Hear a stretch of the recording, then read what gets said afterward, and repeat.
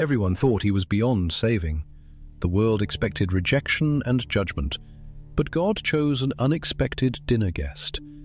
And one person had to live with the weight of that choice. This is the story of Zacchaeus. Zacchaeus stood on the edge of oblivion. One misstep, and the crowd would swallow him whole again. You know the song.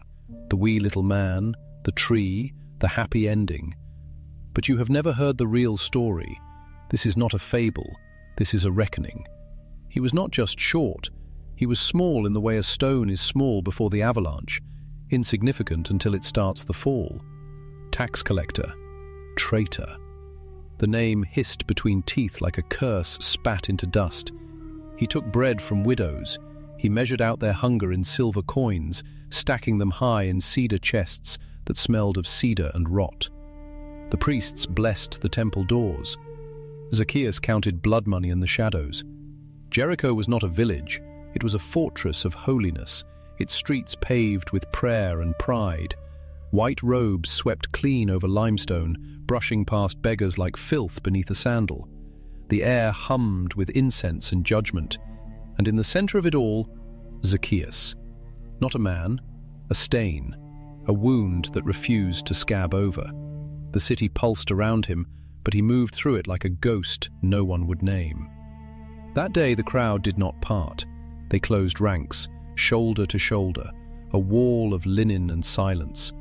They felt the rabbi coming, felt the shift in the wind, the hush that fell like ash, and they knew. They knew what he represented: purity, lineage, light. So they sealed the gap. They would not let the unclean breathe the same air as the holy. He could not see, not because of his height, though the children laughed at that, yes, their fingers pointing like spears, but because they had spent years pressing him into the dirt. Their glares were weights, their whispers stones in his pockets. He walked bent, not by spine, but by the sheer gravity of their contempt. To stand tall would have been rebellion, and rebellion had a price. The tree, sycamore fig, twisted bark, thick as prison bars. He climbed, not with nimble joy, not with childlike wonder, with fingernails splitting, with knees scraping, with breath ragged and sour in his throat. Each rung upward was a surrender, a public unraveling. The crowd below did not cheer. They jeered. Laughter cracked like dry branches underfoot. He did it anyway, for a glimpse, for a rumor, for the faintest chance that someone somewhere might look at him and not turn away. He expected to remain hidden, a shadow in the leaves, a secret even the wind would forget.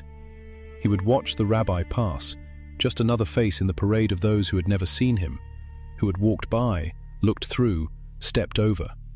But the rabbi stopped. Dust settled around his sandals. The crowd froze. And then, his head tilted, up, into the branches, into the trembling man clutching the trunk like a shipwrecked sailor.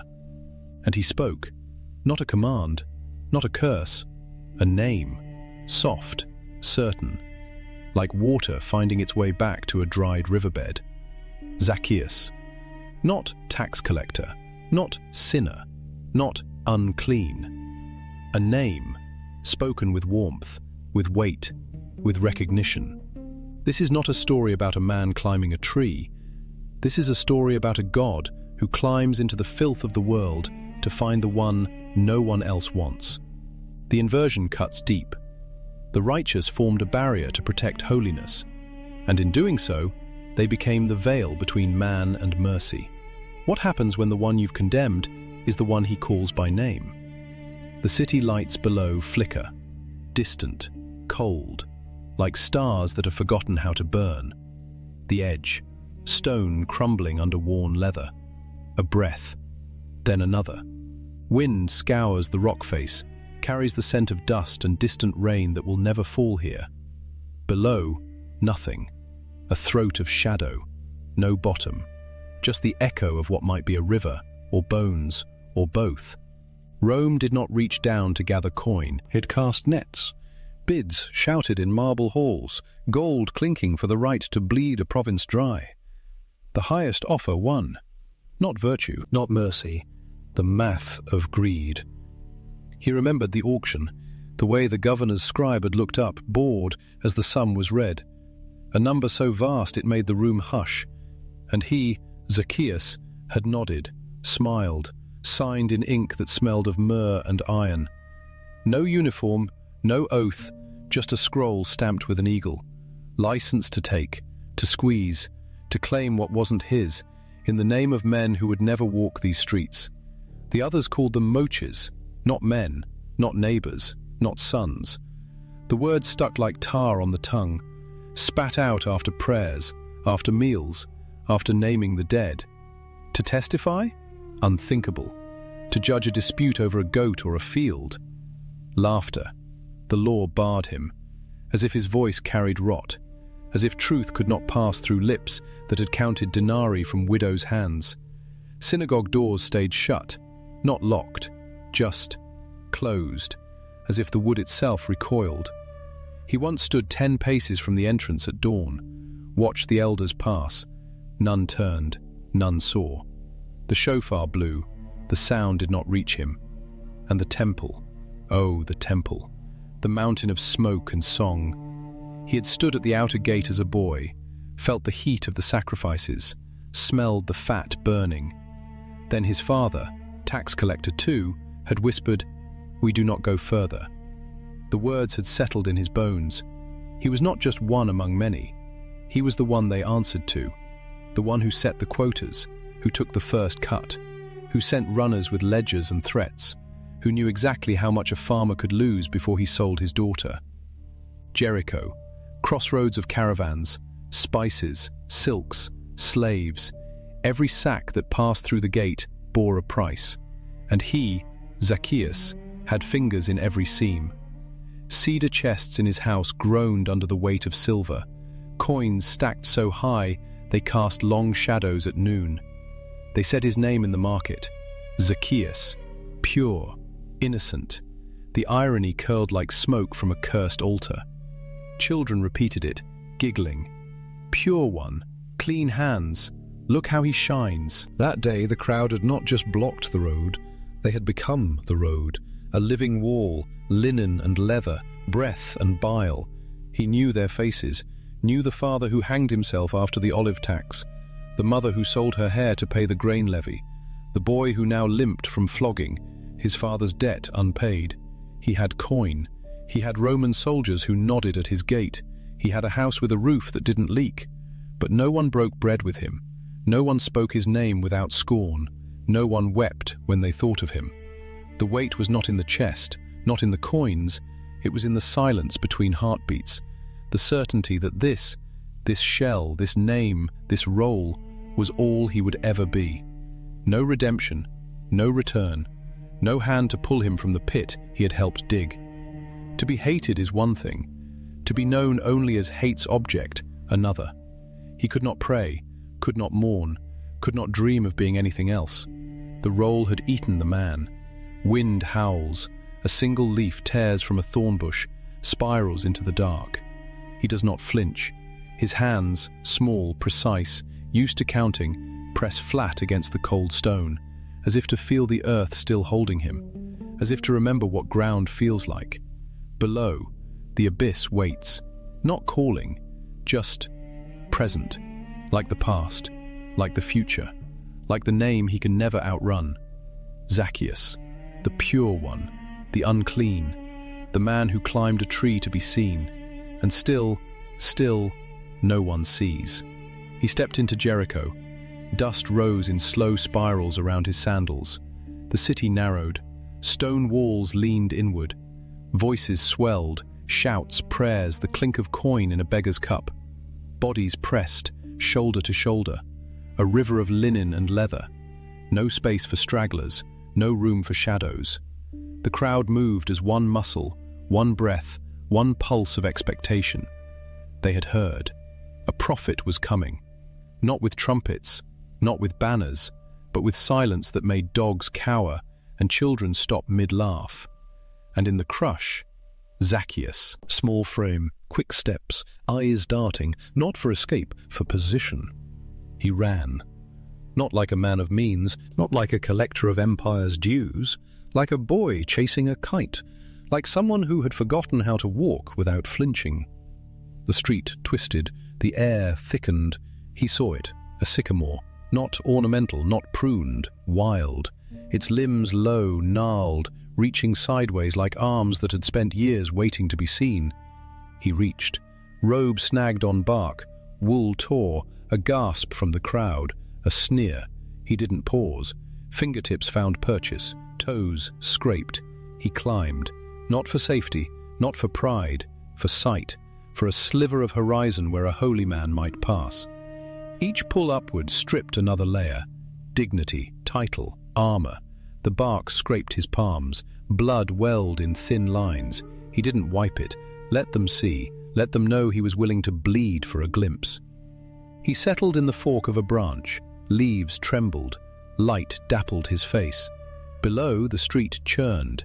He perched, not hidden, exposed, a man in a tree, a chief tax collector, a name whispered in curses, waiting, breath shallow, heart drumming against ribs. The crowd shifted, a ripple, then stillness, a hush that wasn't quiet, the kind of silence that hums. And then, footsteps, sandals on stone, slow, even, not hurried, not afraid. The bodies parted, not by choice, by force of presence, like water before a plough. And there, Jesus, robe simple, dust on his hem, eyes scanning, not the rooftops, not the guards, the trees, the margins, the places people hide. He stopped, directly beneath, head tilted, up, into the leaves, into the man tangled in branches. Their eyes met, no words, just that look, the kind that doesn't glance, that lands, that sees the split nail, the tremor in the wrist, the years of swallowed shame. Then, Zacchaeus. Not a shout, not a command, a name, spoken like it had always belonged to him, like it had been waiting in the air since birth. Not sinner, not traitor, not thief, Zacchaeus. The syllables hung, warm, whole. The man in the tree froze, then moved, fast, limbs uncoiled. He dropped, not with grace, with urgency, robe flapping, dust puffing at his feet. He stood, not tall, but upright, for the first time in memory, shoulders back, chest open. The crowd recoiled, murmurs began, low, then rising. He's going to his house, to eat with him. A sinner, a man who sold his people. The words cut, sharp, but Zacchaeus didn't flinch. He turned, faced the man who had spoken his name. "Look, Lord," voice cracked, not with weakness, with release. "Half of my possessions I give to the poor." A gasp. Coins stacked like bricks in vaults, silver melted down, hands opened. "And if I've taken anything wrong, 4 times over, I return it." The law demanded 1/5. He offered fourfold, not because he had to, because he could, because the weight in his chest had cracked open. Jesus turned, not to the crowd, but to Zacchaeus, eyes locked. "Today, salvation has come to this house. Not after penance, not after years of atonement. Today, as if time itself had bent, as if the heavens had leaned down and whispered, 'Now.' Because this man is a son of Abraham. The lineage they had stripped, the identity they had buried, restored, not earned, declared." The crowd fell silent, not in agreement, in disbelief, but the words stood, solid, unmoved. For the Son of Man came, Jesus paused, breathed, to seek and to save the lost. Not the righteous, not the clean, the ones who had stopped believing they could be found, the man who climbed a tree, the one who had been erased, now seen, now named, now home. The sycamore stood, golden light through its leaves, a slow orbit, branches outstretched, not holding, offering. The field around it still, wind stilled, as if the earth itself had bowed. And in that moment, the transformation complete, not in the crowd, not in the city, in the man who had come down from the tree and walked, for the first time, as if he belonged. Sunlight spills, golden, slanting through torn cloud. Long fingers stretch across the field, catching dust in mid-air, each speck a spark, a fleeting star. The sycamore stands in that light, not proud, not sheltered, just there. Branches split wide, bark split wider. A tree that knows how to hold weight, not ornamental, not for shade alone. This tree feeds. Its fruit, sycamore figs, splits open when bruised, sweet pulp for the hungry. Amos knew this. He didn't stand in temples, he worked these trees, bent low, split the rind with a knife so the fruit would ripen. A dresser of sycamores, a man of dirt and sap, not a priest, but chosen. David counted them, appointed overseers, not for beauty, for yield. These trees fed the city's edge, the ones who lived between famine and favor.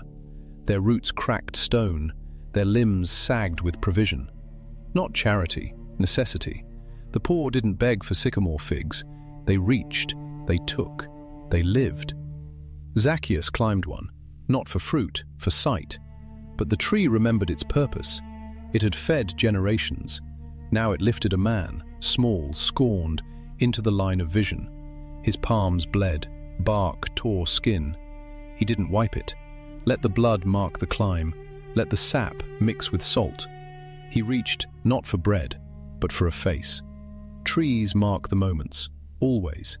Abraham beneath oaks. 3 strangers came. One spoke, promised a son, a nation. Moses barefoot, bush aflame, not consumed, voice from fire. Elijah beneath broom, a root in the sand. Angel brought bread, water. He ate, slept, ate again, then walked 40 days. Each time, tree, encounter, word, life. But one tree stands apart, not in a grove, not by a well, on a hill, outside the gate. Wood not chosen for fruit, for death. A crossbeam, rough, splintered, raised high, not to feed, to finish. Yet, there, life returned. Zacchaeus climbed up, to see. Jesus looked up, to call. But the true ascent was later, on Golgotha. Hands nailed, feet pierced, breath torn from lungs. He climbed no tree. He became the tree, the wood that bears the weight of the world. He was lifted, so Zacchaeus could be seen, not scanned, not judged, seen, known, named. The movement is always down. Grace does not wait, does not bargain. It descends, like rain on cracked earth, like manna in the dust. Jesus spoke. The word fell, not to the crowd, to the man tangled in branches. Zacchaeus, not tax collector, not traitor, not son of sin. Zacchaeus, whole, held. He came down, fast, robe flapping, dust rising. But salvation had already arrived. Before the feet touched ground, before the vow, before the silver poured out, it came with the name, lost. The word means ruined, shattered, beyond mending, not wandering, not confused, destroyed, like a jar dropped on stone, like a field burned to ash. That is what Jesus came for, not the whole, the broken, the ones no one else would claim. The seeking began long before Jericho, before the first coin was counted, before the first ledger opened, before time folded into history. The name was written, the call was set, the cross was planned. This is the pattern, not response, initiative. God moves first, stops, turns, looks up, calls, not because the sinner climbed, but because the Savior descended. Zacchaeus repented, gave half, offered fourfold, not because the law demanded, because the heart had changed. Repentance not the root, the fruit, the proof, like sap rising in spring, like figs splitting open in the sun. Fourfold, not repayment, overflow. A life touched by grace does not measure, does not calculate. It spills, it floods, it gives until the chest is empty and the soul is full. Jesus called him a son of Abraham, not by blood, by faith. Abraham believed, and it was counted. Not earned, not achieved, declared. So with Zacchaeus. He believed the voice, he came down, he opened his hands, and in that opening, salvation, the economy of grace, not transaction, transformation, not balance sheets, broken chains, not debt, deliverance. The sycamore in Jericho, a shadow of the cross, a tree of provision, pointing to the tree of redemption. One fed the body, the other, life eternal. Sunlight still flares, dust still floats, the branches still stretch, as if holding the moment, as if remembering the man who climbed and the man who died, so the climber could come down and walk, not as a name cursed, but as a son called. Home, stillness now. Water flat, no ripple, no break in the surface. Mist rising, thin veils lifting, curling like breath held too long. Pale gold spills across the east, soft, quiet. The kind of light that doesn't announce, it arrives, settles. Colors bleed, lavender, rose, a blush of amber, painted not on the sky but on the water. A second world, upside down, perfect, unmoving. You could step into it and vanish. A question waits, not loud, not sharp, it drifts like fog. What tree are you clinging to? What branch bears the weight of your reaching? Not for fruit, not for food, for sight, for a glimpse of something true, one you've climbed with bleeding palms, with breath thin from effort, with shame tucked in your sleeves. Maybe you've built a fortress, stone by stone, achievements stacked high, good deeds like bricks, a wall so tall you can't see beyond it, can't see the figure standing below, looking up, calling. The noise of your labor drowns the whisper of your name. Or maybe you stand with the others, arms crossed, eyes narrowed, watching someone else scramble through leaves, judging their hands, their past, their visible wounds, blocking the path with your certainty, your clean record, your unbroken reputation, keeping grace at arm's length, as if holiness could be guarded. Perhaps your name has been buried, smothered beneath words spoken in anger, in disappointment, in grief, a label stitched to your skin, failure, broken, unworthy. You've worn it so long you've forgotten the sound of your true name, the one whispered before breath, before bone, before light.